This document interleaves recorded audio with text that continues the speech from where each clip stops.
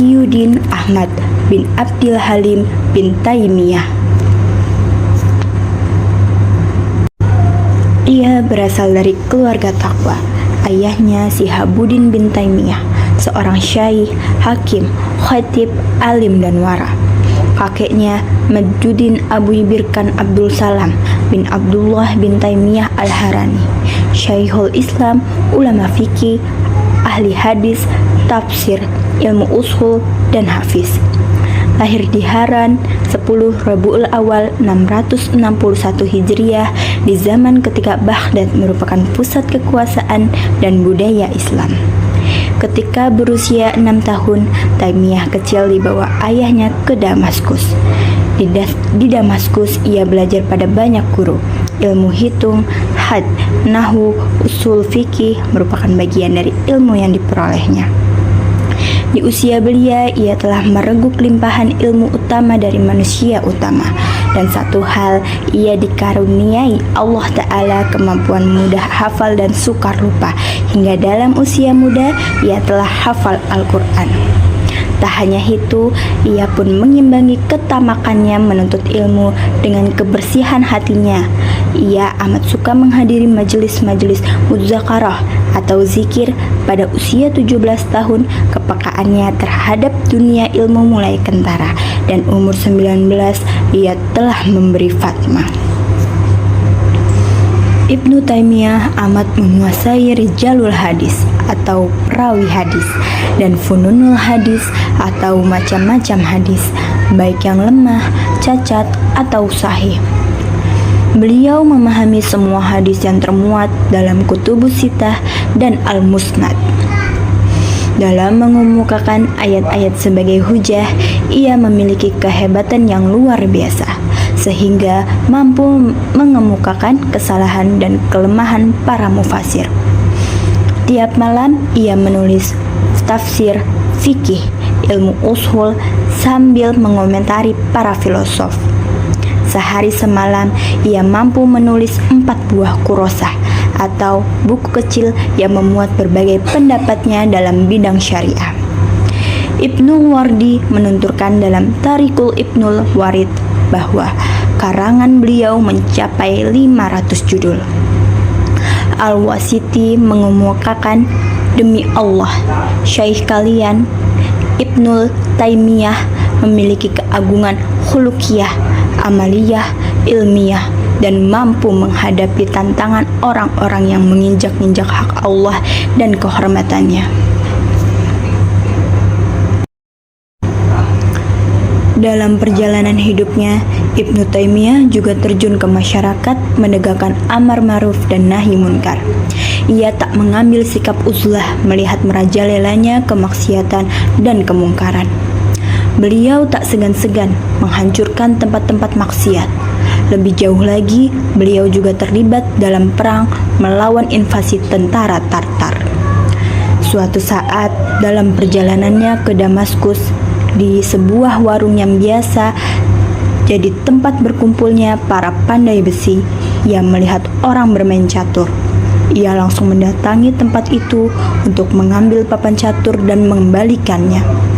Mereka yang tengah bermain catur hanya termangu dan diam.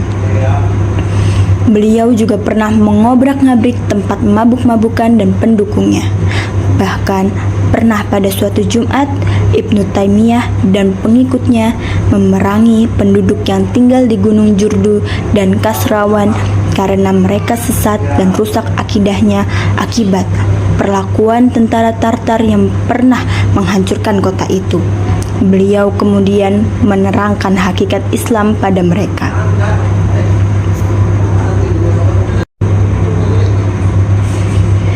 Tak hanya itu, beliau juga seorang mujahid yang menjadikan jihad sebagai jalan hidupnya. Katanya, jihad kami dalam hal ini adalah seperti jihad Kazan, Jabaliyah, Jahmiyah, Ittihadiyah, dan lain-lain.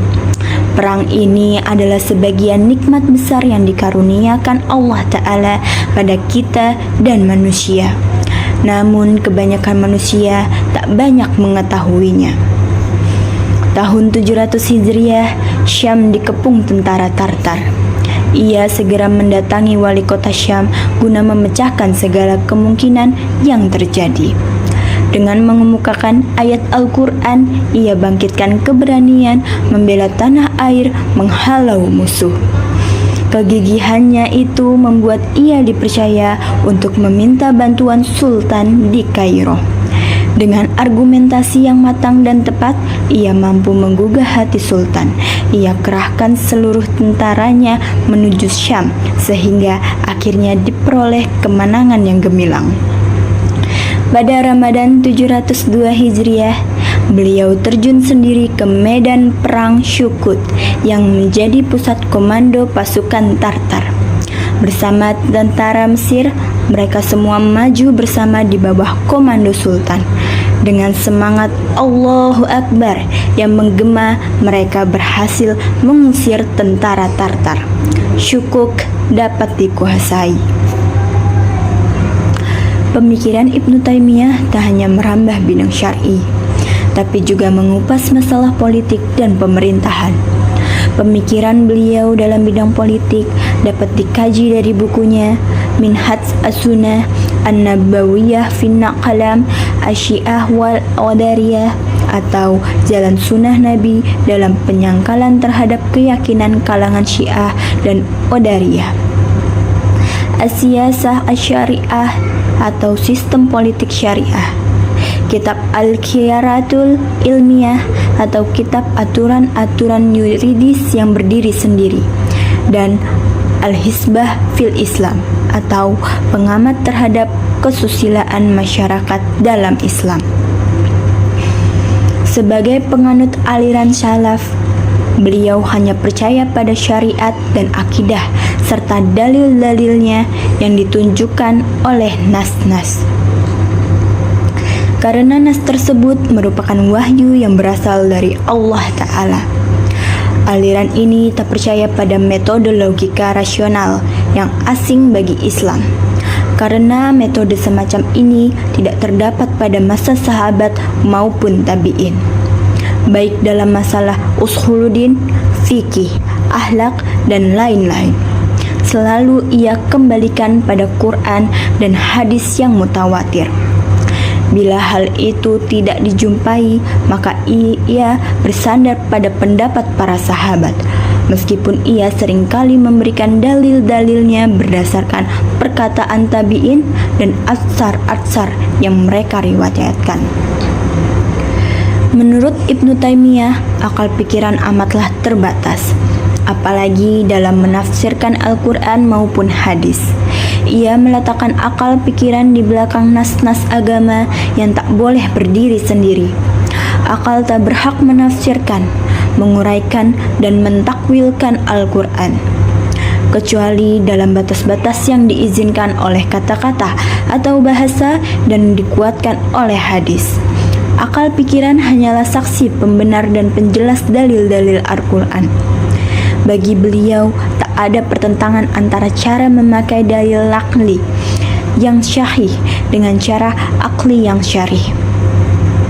Akal tidak berhak mengemukakan dalil sebelum didatangkan dalil nakli.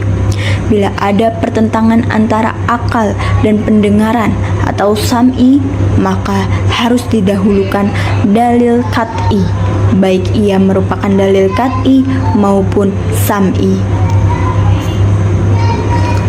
Mengenai polemik, pribadi Ibnu Taimiyah memiliki banyak sisi.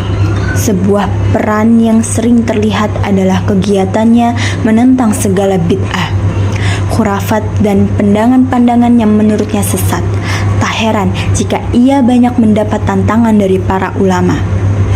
Sesungguhnya saya lihat ahli-ahli bid'ah, orang-orang besar diombang-ambingkan hawa nafsu seperti kaum mufalsafah atau ahli filsafat, bathiniyah atau pengikut kebatinan, mulahadah atau mereka yang keras menentang Allah, dan orang-orang yang menyatakan diri dengan wihdatul wujud atau bersatunya hamba dengan Khalik, dahriyah atau mereka yang menyatakan segalanya waktu yang menentukan, qadariyah atau manusia berkehendak dan berkuasa atas segala kemauannya, Nasiriyah, Jamhiyah, Huliyah, Mutilah, Mujasamah, Musibihah, Rawandiyah, Kilabiyah, Salimiyah, dan lain-lain yang terdiri atas orang-orang yang tenggelam dalam kesesatan dan mereka yang telah tertarik masuk ke dalamnya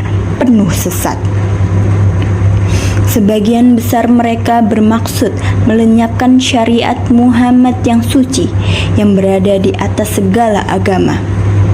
Para pemuka aliran sesat tersebut menyebabkan manusia berada dalam keraguan tentang dasar-dasar agama mereka.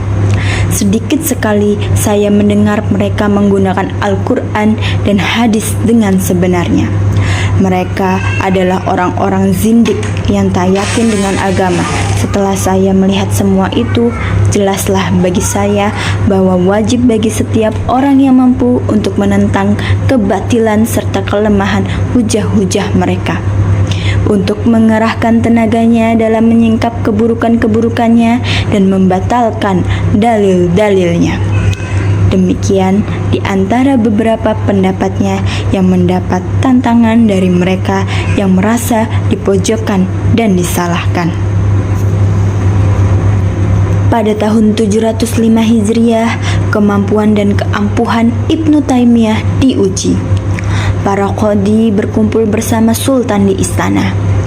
Setelah melalui perdebatan yang sengit antara mereka, akhirnya jelas bahwa Ibnu Taimiyah memegang akidah Sunniyah Salafiyah.